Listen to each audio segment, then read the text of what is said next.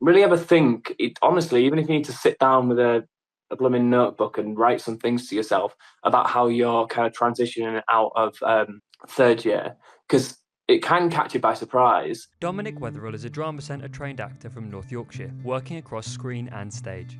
Can I be on it on the first take? Even if they're saying it's just a warm-uppy kind of take, they may well just move on and use that if nothing technically went wrong. He recently starred as Greg Lake in Boat Story on BBC One, and in BFI-funded short film Meat Raffle, which has been selected for Best British Short for the BAFTA qualifying Iris Prize, and has just aired on Channel 4. Learn to write good emails. Talk to your friends who are really good at stringing an email together. His lead role in London and Botswana earned him a Best Leading Actor nomination at Diversity in Cannes 2025. Dom Weatherill, welcome to the Act That's Right podcast. How are you? Hello, I'm really good, thank you. How are you? Fantastic. Alex, how are you? Very good, thank you. Great. We'll kick straight off. Great. So, Dom, you've been working consistently for the majority of your career in such a ruthless industry. What has kept you going, and is there anything in particular you have put your success down to? Well, making a point of it being ruthless is really valid, because I think there's probably no better word for it. But just maybe flag up with that question. When it comes to me kind of working, I suppose, constantly, or I've managed to work every year. I've managed to do a few jobs at least every year, but the consistency, I mean, even I know there was COVID in between the years that I've been out of drama school, but also there've been so many times. I mean, most of the time, really, I'm not having to do other jobs and other work. So I just wanted to flag that up, because actually I think Instagram in this day and age, and the news we kind of have to put out there about ourselves as actors is really interesting, because it can push a narrative that you are always on a new project, but actually, you'll be sharing news about something that happened quite a while ago. And I've been a small cog in a few bigger TV shows and things, and I'll go and meet people who I recognise from TV, and I think they must be working all the time in TV. And then you find out, because you become friends with them, you find out, oh no, they're a security guard most days of the week, or they're someone's assistant, and it's quite quiet and people don't know about it. So that balance that people always have to have, even if you're not hearing about it, it's quite surprising. I think when it comes down to making sure that I've always had work, I think it's the mentality of I'm from like a background where and a family environment where there weren't any connections to the industry.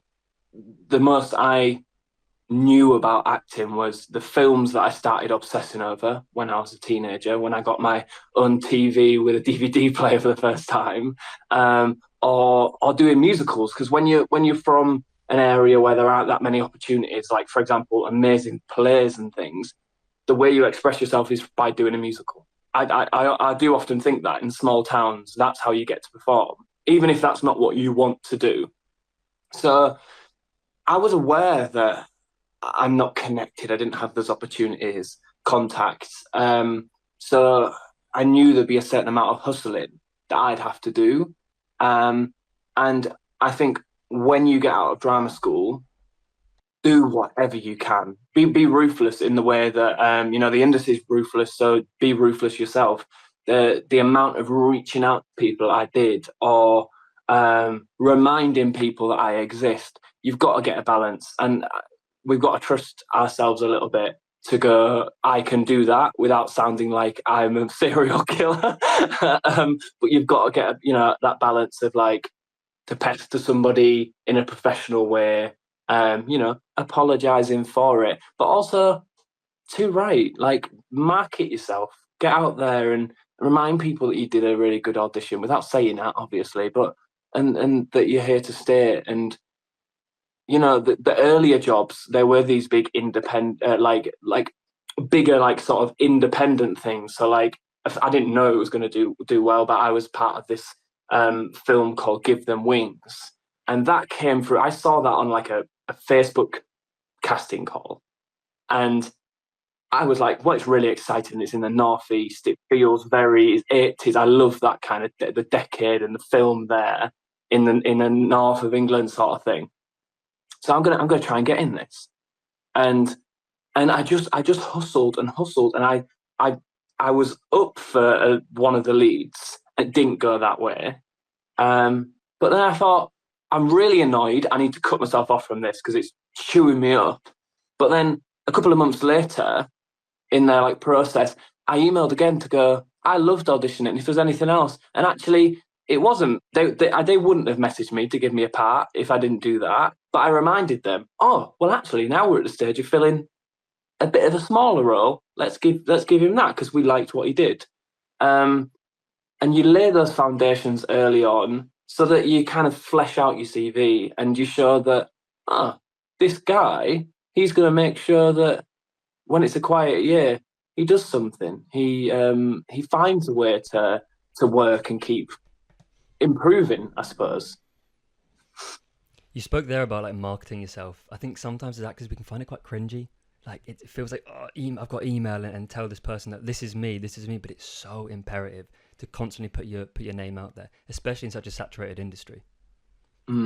Yeah, I think it is really interesting, this whole, I mean, I'm not the first person to go to, I went to something that was a bit like rubbing shoulders with, the big dogs this year, like an event that I know somebody now and they invited me to that, and it was lovely to get to go to it.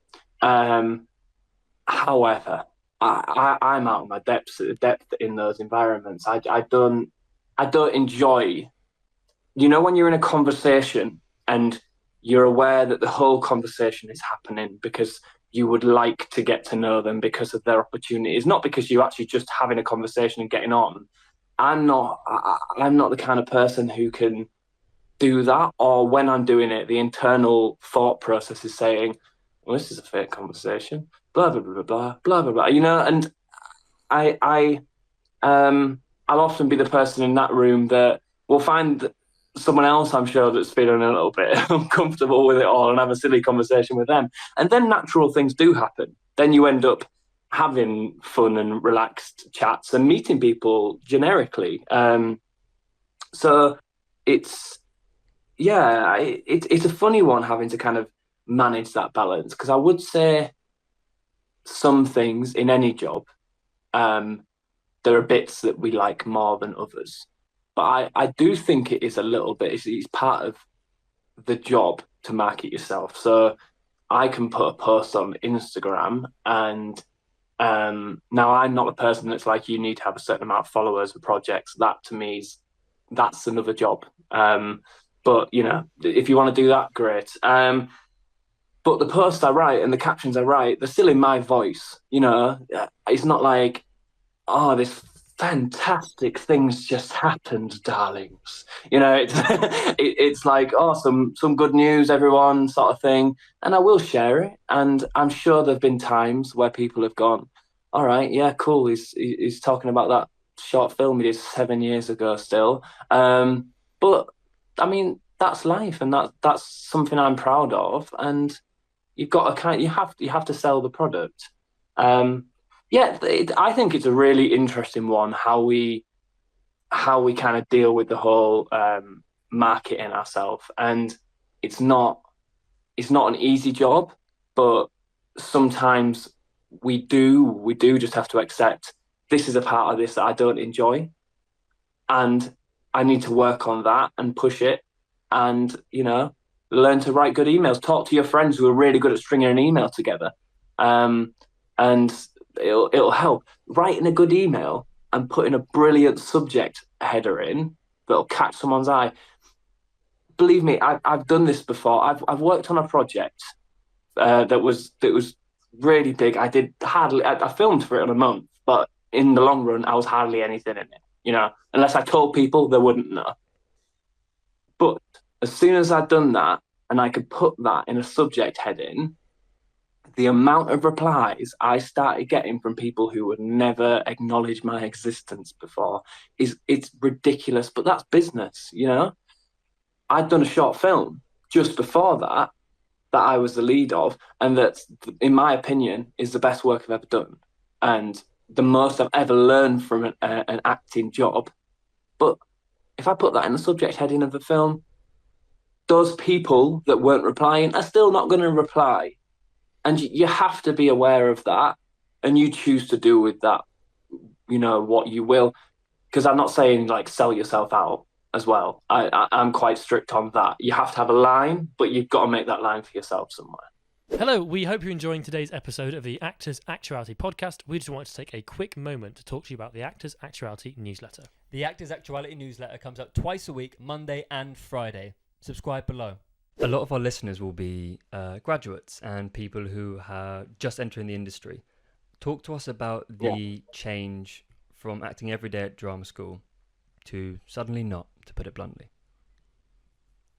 Yeah, I don't know how they can prepare you for that, but they should, because it's crazy. Tumbleweed. You can have these tumbleweed moments where you're just like, well, I was ready to, you know, and I went to Drama Centre, which was a place where I suppose the analogy is like I don't know if you ever played Crash Bandicoot when you were a kid, but there's that level where you're getting chased by the giant rolling boulder and you're just running and running, and that's what it felt like to be there. And I was quite proud of that, you know, quite proud of the fact that you never felt like you quite complete a task, and then suddenly you're on another one and they're expecting the best thing you've ever done.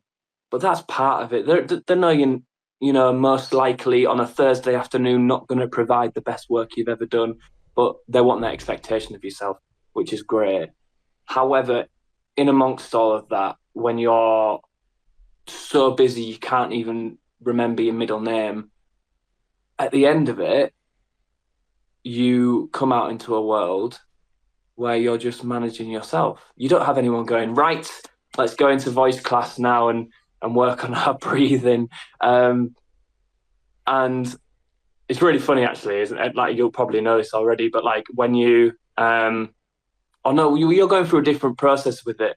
But so when you're at drama school, you have these conversations with your tutors that say, like, every day, I remember ours, do an hour of voice exercises every day to start your day, like basically like having breakfast, part of your routine. And you're there like, oh yeah, oh absolutely. I'll be lying on the floor with my feet up, breathing out. You're not going to do that every day of your life, because life starts and you have to get on with it again. And, you know, you wake up stressed for whatever reason, or so it's just finding that balance. You will have learned a lot of things that you take into the everyday, but it's, number one, you're going to have to go to work. Most people are. Now, if you're in a fortunate situation where you don't have to work that much, you'll be the one of the people that I was extremely jealous of when I left drama school, and hated a tiny bit. But then after, you know, years go by and you realise, what, no one can help that. We've all got our own circumstances, right?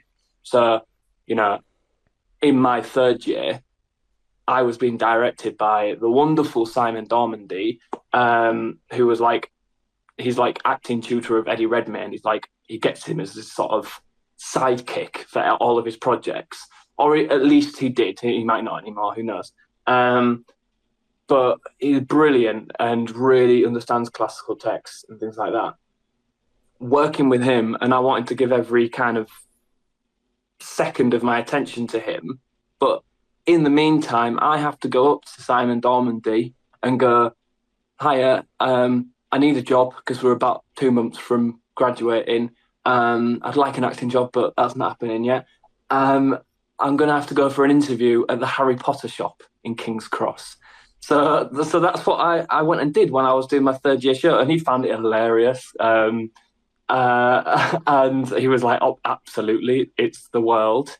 But I actually think if you just get on with life and jump into a job, you are going to be sort of more equipped for the real world and that sudden change than if you were to just sit around for a couple of months or take a humongous break, because I actually think you're leaving yourself to your own thoughts a bit too much. I have mates from drama school circles that kind of did that just went, right, I'm going to give myself some time to work out who I am. Absolutely fine, but set yourself deadlines and things there. Because at the end of it, some of them were like, I don't know what to do. I need my structure again. Now, if you go into a job, yes, you're going to be complaining about the job. However, you're being given structure, whether you like it or not. And it is good for you. So did that busyness of working straight out kind of help fill the void that used to be drama school, and sort of did that help you with adjusting to the sort of new world, do you think? Yeah, I think it did. And, I was in a job that was right near the drama school. Drama Centre was in King's Cross. And obviously Blackpool Man and Three Quarters shop is in King's Cross, as we all know. Now, yeah, I think just kind of keeping myself busy, it helped when it came to auditioning, because I graduated with an agent and I was in a situation where I would be auditioning for things and getting kind of straight into that sort of system. But I think like being busy helped me with my auditions. It helped me also it helped the meaning of it not be, this is the be all and end all if I get this new job or not, because I was preoccupied with probably paying bills and things like that, catching up with friends that I've not felt like I had time to catch up with in a long time.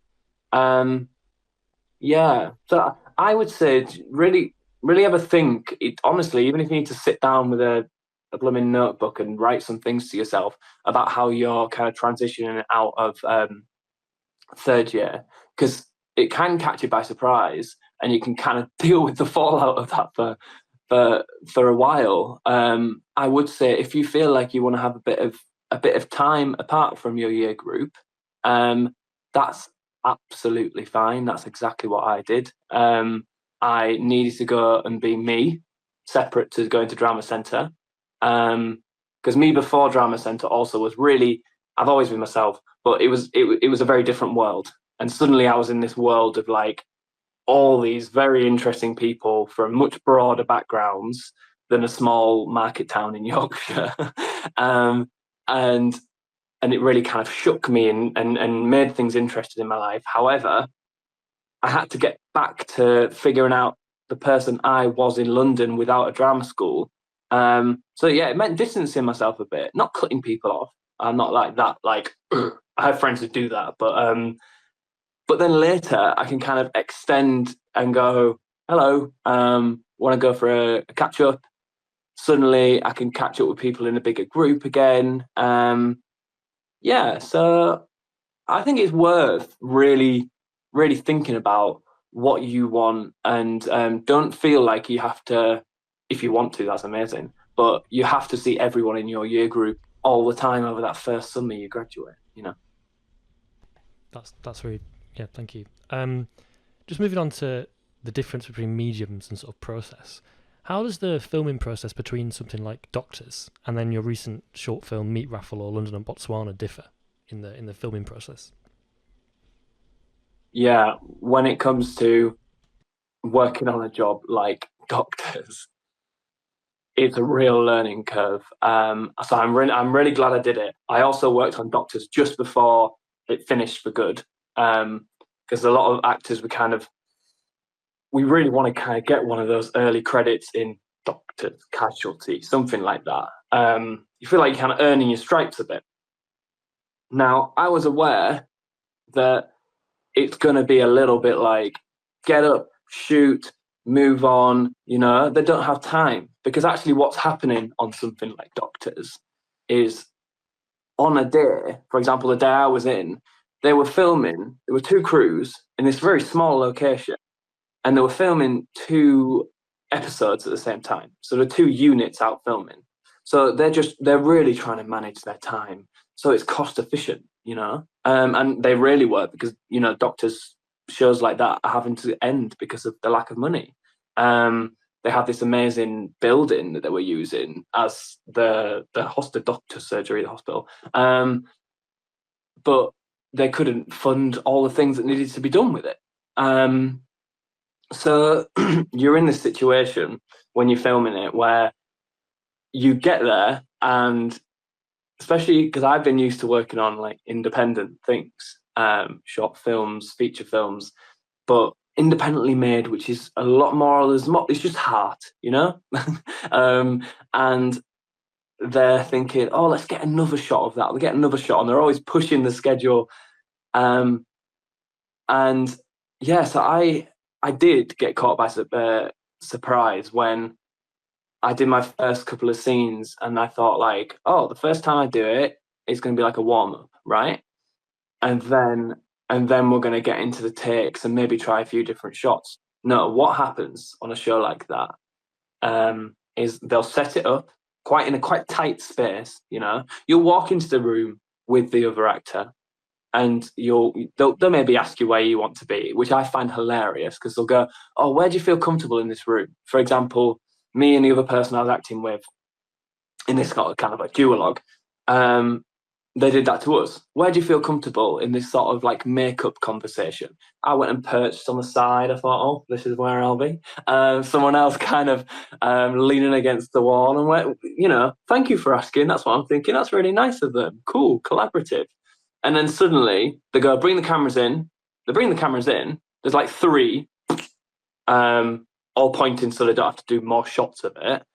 And then they go, oh, that's not going to work because we'll see the camera, so you're all going to move.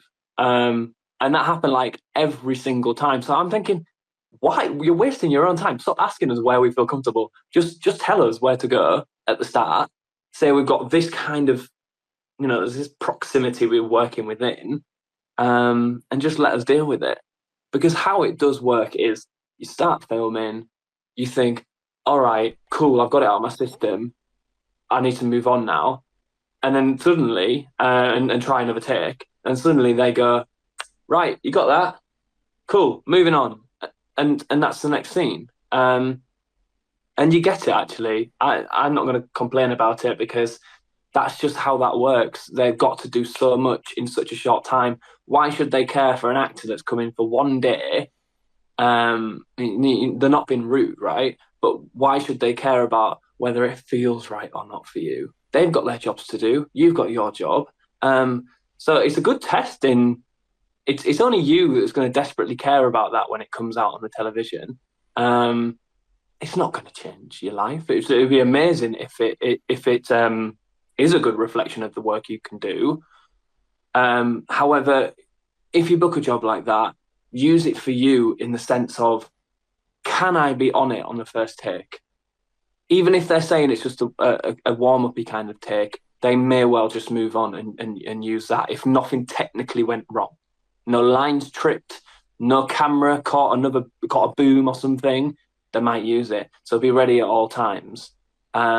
Use it as an acting exercise. That actually did make me think about drama school. And Doctors wasn't that long ago that I did an episode. It did make me think of drama school and those kind of different conversations you have. Whereas you work on a short film, and you know, I did work on London and Botswana, and we had a rehearsal process before it, which is, you know, rare even for big budget things.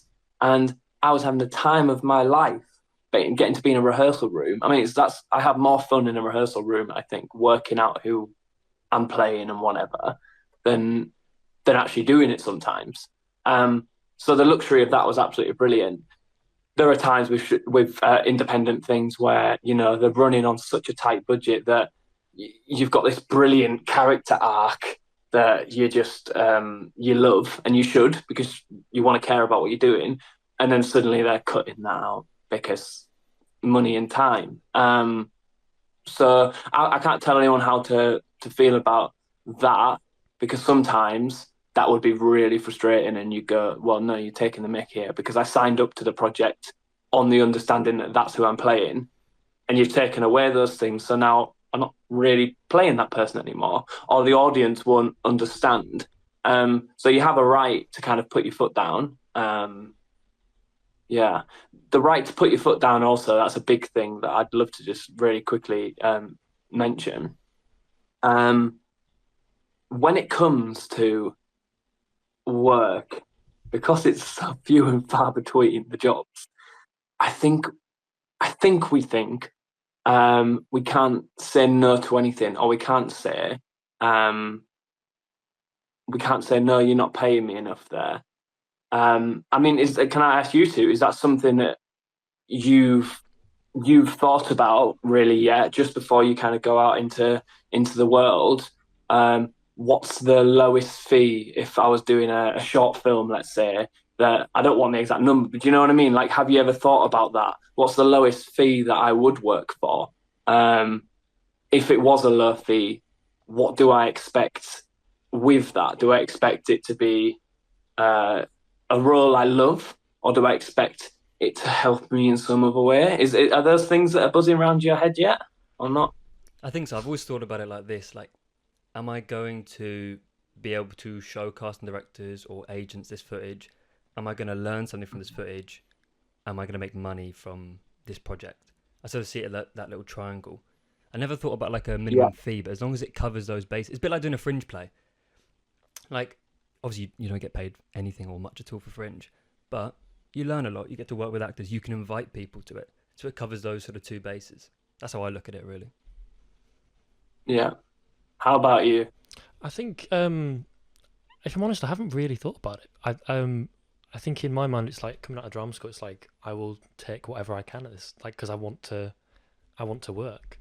But it's definitely an interesting point to think about. Actually, what is the lowest I would work for? Because it is a job at the end of the day, and like, yeah, it's an interesting point. We've Actually, trained 4 years. We've trained 4 years. It's a yeah, yeah, skilled craft. yeah.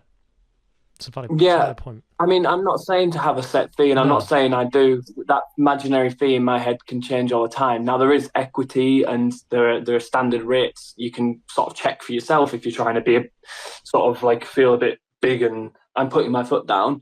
But I'm just saying it's a thing worth thinking about. We are training in something, and we should feel the right to go, no, I won't paying well for this. Or you sometimes you can have a conversation with somebody if you approach it softly. Like, I would normally get paid a bit more. Let's say you say that, and they'll be like, oh well, there'll be food and snacks and things on the day. It's like, all right, but a bag of Wotsits are not going to pay the rent. But it's true, isn't it? And you have to think about these things. And I think some people, I've seen situations where some people, and again, you just have to move on and get over that because it's circumstantial. But like some of my mates didn't have to think about that because of the fact that they weren't considering how do I pay the bills. But I had to think about it, and I have that mentality of, well, also sometimes it might have been something you didn't care too much about, or you think you'll learn about it or learn something on it, sorry, but it's not the most exciting thing you're going to do in your life. Well, yeah, what's the fee? Am I going to lose money by doing this project?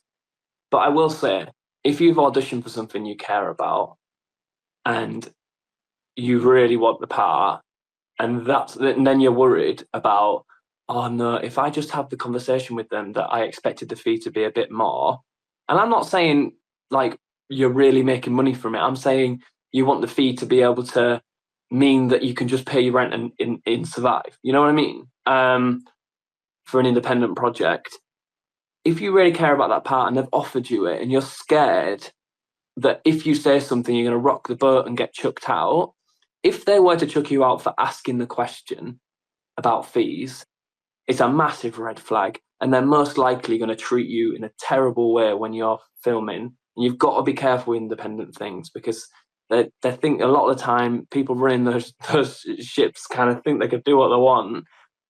But every time I've asked a question on a project that has been like good and there've been lovely people leading it, there's always been a conversation there. And nearly every time I've said it, actually, they have been able to, because they look at it and they go, right, it is tight.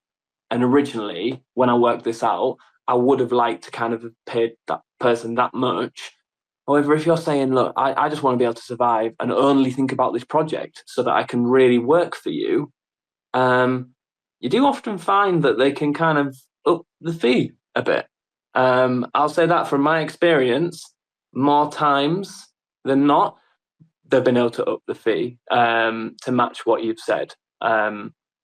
So it's definitely worth thinking about. If someone really wants you to do something, they're a creative. So they're going to do whatever they can within their limits to get you on board for that project. That's really good advice for young Really good actors advice, as well. yeah. Know your worth. I think, like you were saying earlier, Samuel, as a young actor, you just want to work, but not every opportunity is going to be right for you. Like you said, if you think you need to get paid more, you should get paid more. Know your worth. Put your foot down. Put your foot down. Yeah, have a voice. Look, I'm still by nature, I'm a people pleaser. I absolutely hate the feeling of having upset somebody, but you've got to, and you do learn that over time. You only ever will. We learn everything through experience. You've got to stand up for yourself, and suddenly when you're doing that, you find, you have all these questions at drama school, and they used to freak me out when it's like, what is your type? What's your casting type? And you're like, these are actually such big questions you're asking me. Like, I don't know who I am because no one at this age knows who they are. The exception might be, there was a guy on our course who was in his 40s. The rest of us were, I probably averaged it. I started at 18. There were 2 other people that did at Drama Centre. But, most people were 21, let's say, when they started training. There was just this one person, and he had really young energy that was very late 30s or 40. You know what I mean? And maybe he knew himself. However, the rest of us don't. And yeah, you find that out by knowing your limits. The fact that at that age, when I graduated, I would never have expected myself to, however many years later, 7 or 8 years later, to be saying to people, when I really want the job and I don't have a bargaining chip, but sometimes you got to play the game, right? Pretend like, actually there are other things that I could be doing with my time. You're taking a risk there because you might end up losing that job or whatever. But you find that you do end up doing that because you care about yourself. And you go, as the years go by, when I'm 50 years old, and the reality is most of us go into acting, if you're going to carry on the career through your life, you're going to be having these kind of conversations all the way through your life. That is the reality. If you're looking at the stats, you've got to think, at the age of 50, do I want to be going and doing something that's just going to be a great experience and not pain? Not really. In an ideal world, you get paid for your work. So yeah, it's worth thinking about. But those things do happen in time.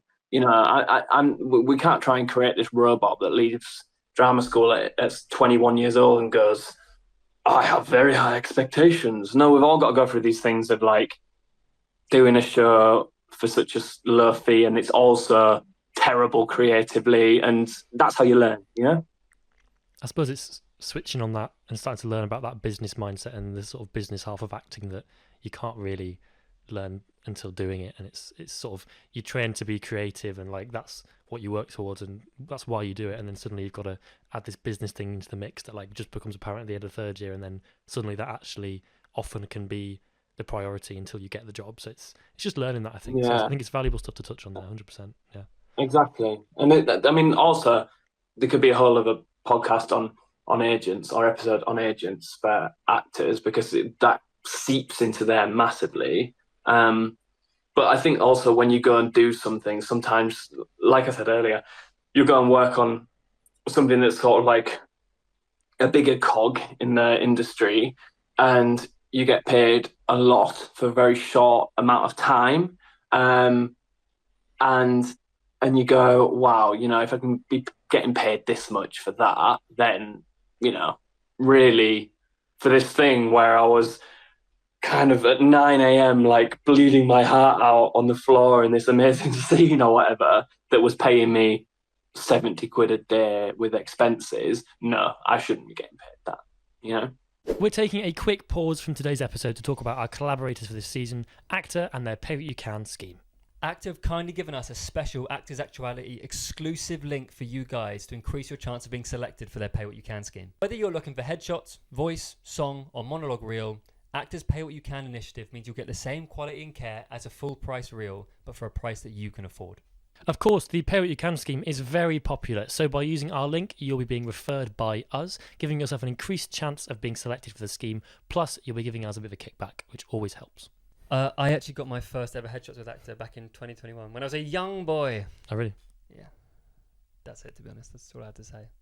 Check out their link in the description. It's a great initiative. So like you mentioned, you attended Drama Centre. Is your process still grounded in what you learned during your 3 years there, or is it changed and developed into something different? And how do you reckon it's changed and developed? My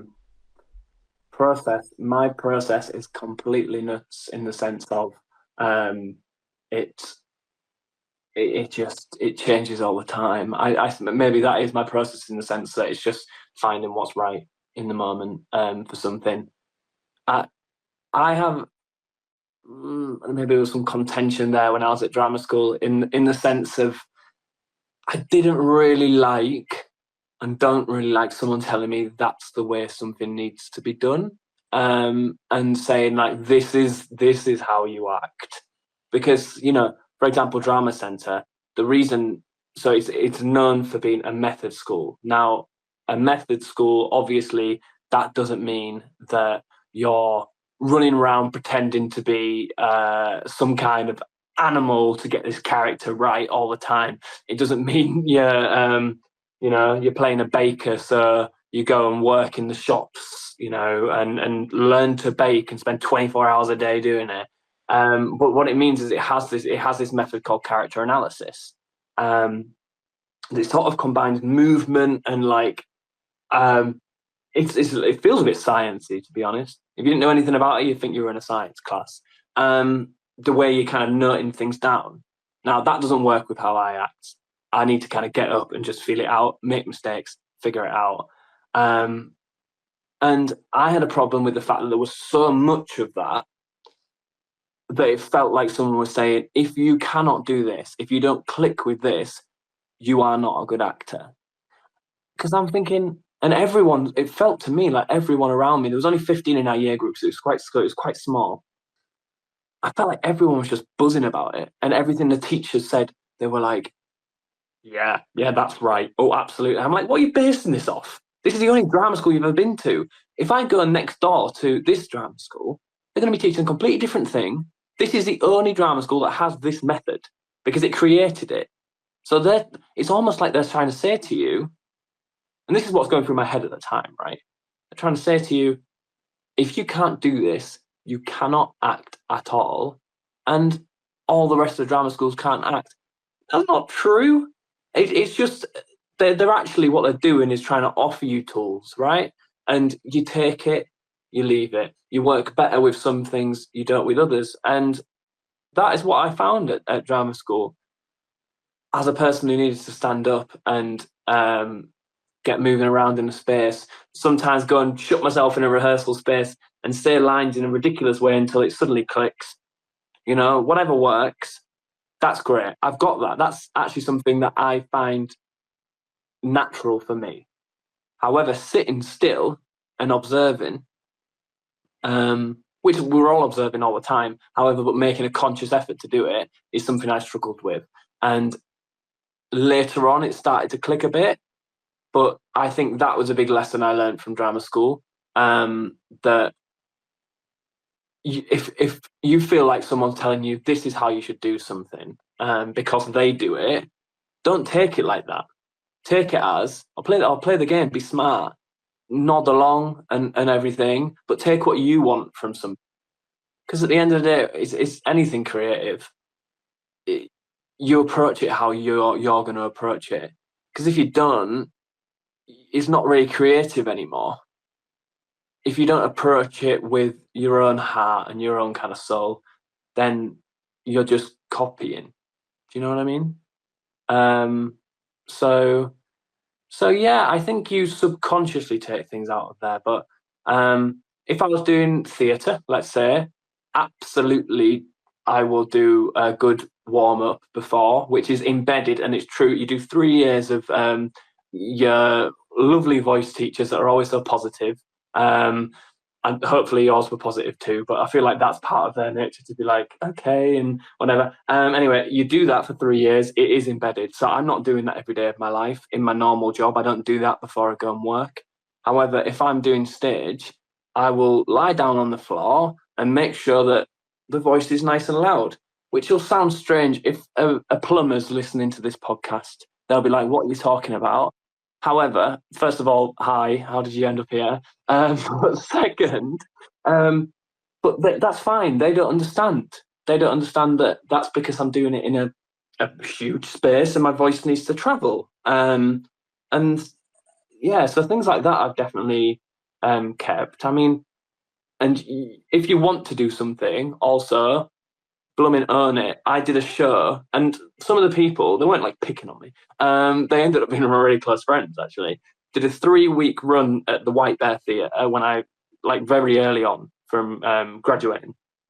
And I just got down on the floor and started doing vocal exercises before this show because that's what I knew. And I didn't even think about it. I just did it like a robot.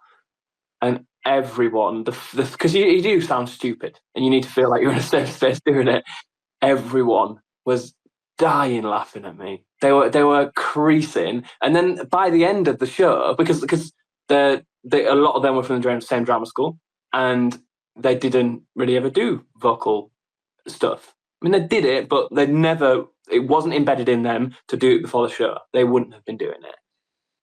And then suddenly, by the end of the show, the run of it, everyone's on the floor doing this vocal warm-up with me because as a joke they copied along and then they're doing it because they can see, oh yeah, I can see actually that might help.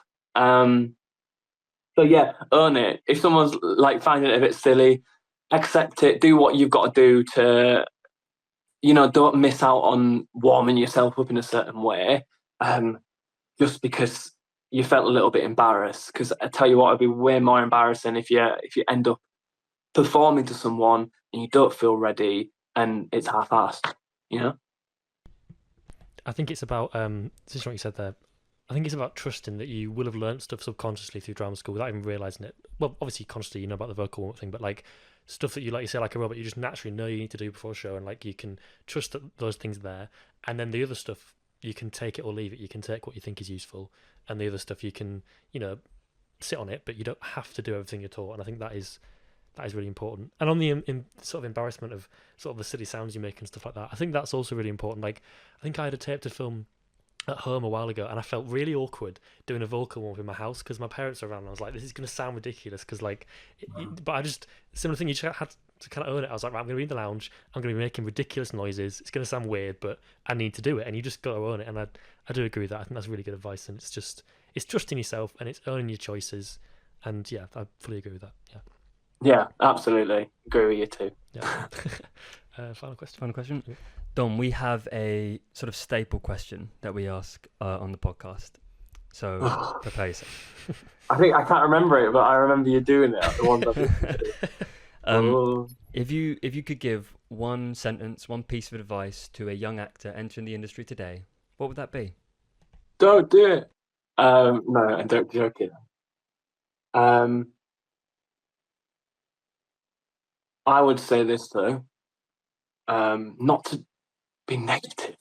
So let's say I'm going to introduce. What will I say? How will I say it as a sentence? Yeah, I've heard it before. Who says it? Tell me if you've heard it, you two. If there's something else that you can do, do it. If this is the only thing you could ever do, then welcome to acting. I don't know who says it. That's solid. I've heard that, and I don't know who says it, but it's gonna bug me now. Yeah, I kind of changed it up at the end a little bit because I couldn't remember exactly how it was. Yeah. But I think it is, and I actually think I've always been aware of that. There was someone before I went to acting school, and I remember it was like we were all teenagers and we're kind of, having our first drinking experiences or whatever, and we're around a campfire, and they got emotional. They were like, "Oh, I think I should go to acting school, but I don't know if I can do it." And it wasn't about like it was about like the life of being an actor or whatever. And I remember because we were all drunk, so I probably would have been more tactile. But I remember kind of saying to the person, I was like, "Oh, honestly, if if you think like you're not sure about doing it now, I don't know if it is the right thing for you." And I didn't do it. It wasn't because of that, but they probably knew in themselves that it wasn't the career for them, and that's absolutely fine because you spend so much of your career doing other things or thinking, how can I make someone notice me, especially in this world. I had a taste of, just before the COVID era, I had a taste of the going in and doing all the auditions in person. For theatre, sometimes you still do, but a lot of times self-tape still. So you spend a lot of time, you've got four walls around you, completely by yourself, thinking, how do I make someone notice me? Aha, an email. So if there is something else that's kind of just kind of biting away, going as an idea, do this instead, go follow that. As in, if you're really uncomfortable with the acting, I'm not saying, because look, we're all human. I mean, I even think I've worked in a school for a lot of the time as my day job, and I'm even thinking myself, I probably will train, because now it's great. If you've got a degree, you can go and train to become a teacher, because they kind of want more educators, right? So I could do a year where I'm getting paid for the year and become a teacher at the end of it. How brilliant to have that behind me, and be a trained teacher. But I'm thinking in the framework of what can I do to set things up so a bit more comfortable, but so I have longevity. And I think that's a difference. It's the way your mind's going. How are you thinking, how can I make a lifelong career out of this and accept that this might be what I'm doing for the rest of my life, hustling for jobs, not getting all the choices I would like. And the difference between someone who's going, I really want to be an actor, and I do. It's the most favourite thing I've ever done in my life. However, I just want to be able to buy a bigger telly. If you got that mind and you haven't got that just burning desire,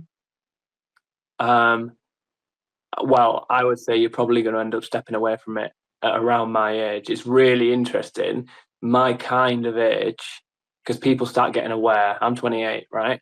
You start becoming aware of your 30s. It's just there. And I always got told it, but I never knew that it would happen.